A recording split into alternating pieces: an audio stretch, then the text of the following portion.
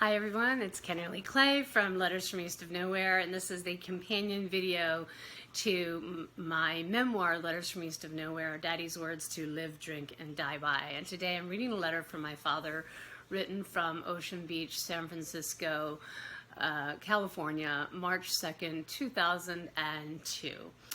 Hiya Poo, I am high in the dunes, Marin Hills, and Cliff House memories. Yoko Ono is sunbathing at my right. Pancho Villa Vagrante is fondling himself unabashedly to my left. Ladybug is exploring my jeans. I couldn't ask for more. I recall so vividly your passing through in '99. 3 years now. God. Obviously, I should never have left home. This is one I can always return to, and always will. The other is the Outer Banks. That possibility is up to Jean and her predilection for procrastination be legendary. That was his girlfriend at the time.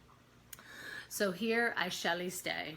I dropped into Juarez in the dead of night. I narrowly missed having my cojones extracted.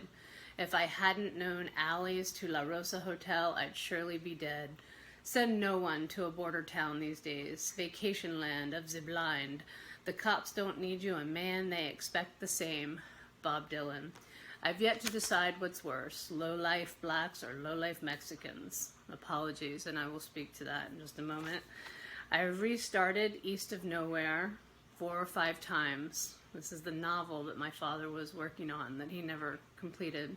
I leave, or as in I believe, the most difficult thing about creating is where to start. 'Tis said everyone has a book in them.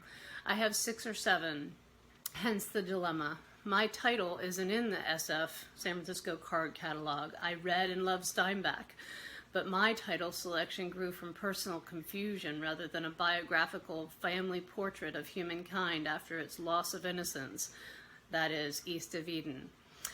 Anyway, I'm a-workin'.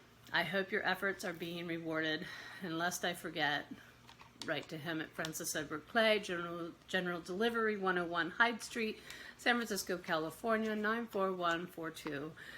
As I wormed my way here today, I began on Gough Street, where I had a room in 1967.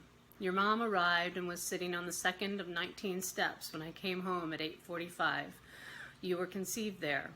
The house is gone and a park has taken its place. Then I stopped off at 1327 and remembered the garage courtesy of McFarlane. I called your mom huggable. She called me amable. We were meant to be, and there you are. Love ya, Eddie Chowan. Still calling himself Eddie Chowan at the time after the Chowan River in North Carolina. So yeah,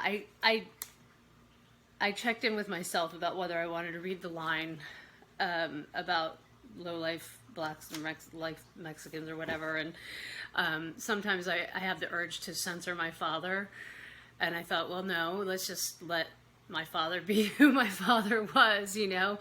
I'm not going to censor him in this particular instance, and you know, he got his basically his ass kicked, I think, in Juarez, and that's where that came from.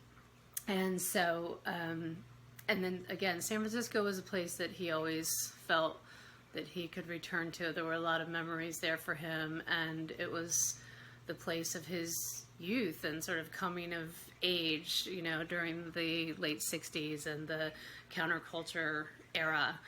And this East of Nowhere is where my book and the whole thing all began, because my siblings and I all have letters that my father wrote to us, and the fact that my father had never completed this novel, East of Nowhere, and we all have these letters, and some of them had poems that were remnants of this book and poems called East of Nowhere. Therefore, the book that I'm writing became called Letters from East of Nowhere. And then finally, this thing about my father and mother's nicknames, I had not remembered him ever writing this in this letter, but it came up in letters that he wrote to her back in the 60s, which my mother found and that I've put into the book that I'm writing. So to see it here is really sweet and heartwarming. So that's all I have to say about this letter. Thanks for listening. Bye.